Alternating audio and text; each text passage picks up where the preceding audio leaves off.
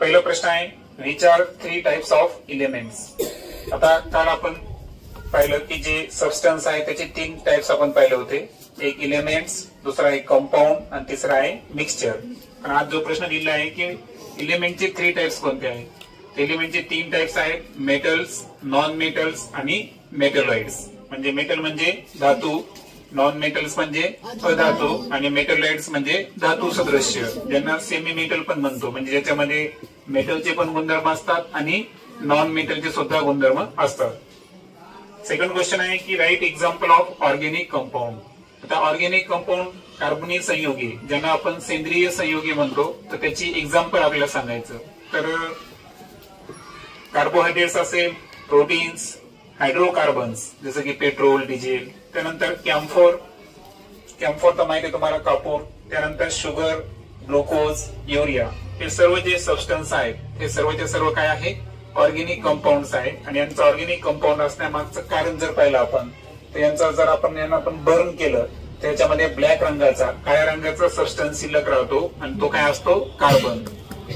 त्यानंतर थर्ड प्रश्न त्याच्याशी रिलेटेड आहे की which is the main constituent of organic compound. म्हणजे ऑर्गेनिक कंपाऊंडचा मुख्य घटक कोणता असतो. तर आता सांगितलं मी की शुगरचं एक्झाम्पल सांगितलं मी तुम्हाला. शुगरला जर तुम्ही घरी बर्न केलं तर ब्लॅक रंगाचा जो सबस्टन्स शिल्लक राहतो, तर त्यामधला मेजर कॉन्स्टिट्युएंट एलिमेंट कोण आहे, कार्बन. आणि दॅट्स वाय त्याचा आन्सर काय असेल, कार्बन. नेक्स्ट क्वेश्चन आहे, write example of inorganic compounds. आता इनऑर्गेनिक कंपाऊंड्स ज्यांना आपण बर्न केलं तर त्याच्यामध्ये कोणत्याही प्रकारचा कार्बन सारखा अवशेष शिल्लक राहत नाही किंवा कम्प्लिटली बर्न होतात, त्यांना आपण इनऑर्गेनिक कंपाऊंड म्हणतो. आता त्याचे एक्झाम्पल जर पाहिलं आपण तर कॉमन सॉल्ट, ज्याला आपण मीठ म्हणतो, त्यानंतर सोडा, रस्ट म्हणजे एखादा जे गंज लागलेला असतो, ते गंज सुद्धा काय एक प्रकारचा इनऑर्गेनिक कंपाऊंड आहे. त्यानंतर ब्ल्यू विट्रिऑल, ज्याला आपण मोरचून म्हणतो, की तो एक सबस्टन्स आहे. आणि त्यानंतर लाइमस्टोन म्हणजे जी चुनखडी असते. तर हे सर्वचे सर्व कोणते आहेत, इनऑर्गेनिक कंपाऊंड्स, ज्यांना आपण मराठीमध्ये अकार्बनी संयुगे म्हणू. फायनली आहे write example of complex compound. आता जटिल संयुगे जी आहेत ना, तर ही थोडी डिफरंट टाईपची असतात. ओके, म्हणजे याच्यामध्ये ऑर्गेनिक आणि इनऑर्गेनिक याच्यापेक्षा डिफरंट असणारी वैशिष्ट्य असणारी जी कंपाऊंड्स असतात, तर त्यांना आपण कॉम्प्लेक्स कंपाऊंड म्हणजे जटिल संयुगे म्हणतो. तर याच्यामध्ये पहिले एक्झाम्पल दिलंय क्लोरोफिल. आता क्लोरोफिल मध्ये जर पाहिलं ना आपण, तर त्याच्यामध्ये मॅग्नेशियम नावाचा एलिमेंट प्रेझेंट आहे. ओके, कोणतं प्रेझेंट आहे, मॅग्नेशियम. दॅट्स वाय क्लोरोफिल हा कॉम्प्लेक्स कंपाऊंड मध्ये येतो.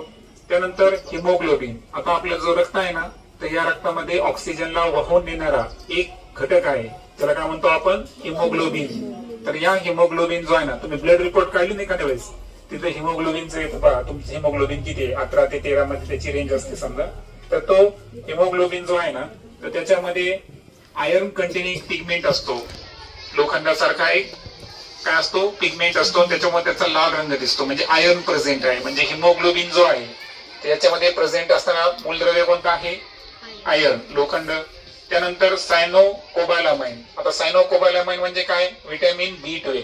काय आहे, व्हिटॅमिन B12. आणि याच्यामध्ये सबस्टिट्यूएंट पाहिला आपण तर कोबाल्ट प्रेझेंट असतो. काय प्रेझेंट आहे, कोबाल्ट. आणि त्याच्यामुळे क्लोरोफिल, हिमोग्लोबिन आणि सायनोकोबालामाइन हे सर्वच्या सर्व कशामध्ये येतात, कॉम्प्लेक्स कंपाऊंड. म्हणजे कंपाऊंडचे आपण 3 टाइप्स पाहिले. पहिला कोणता पाहिला, ऑर्गेनिक कंपाऊंड्स, ज्याच्यामध्ये कार्बन कॉन्स्टिट्यूएंट असतो. दुसरा पाहिला इनऑर्गेनिक कंपाऊंड्स. आणि तिसरा पाहिला आता आपण कॉम्प्लेक्स कंपाऊंड. त्याचे कंपाऊंडचे किती प्रकार आहेत, 3 प्रकार आहेत. ओके.